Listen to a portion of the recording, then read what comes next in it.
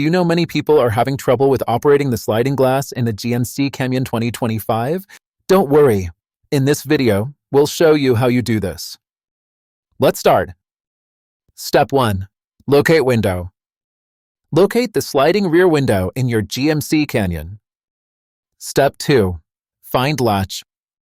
Identify the latch situated in the center of the sliding glass. Step 3. Squeeze latch. Gently squeeze the latch to unlock the sliding window. Step 4. Slide glass. Slide the glass in the desired direction while holding the latch. Step 5. Secure window. To secure the window, slide it back and ensure the latch is engaged. By following these steps, you should now be able to effortlessly operate the sliding glass in your GMC Canyon. Still need help? Visit our website for the complete manual.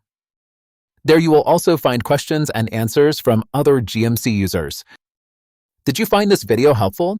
By subscribing, you help us continue to answer users' questions. So, subscribe to our channel. Thanks for watching and see you in the next video.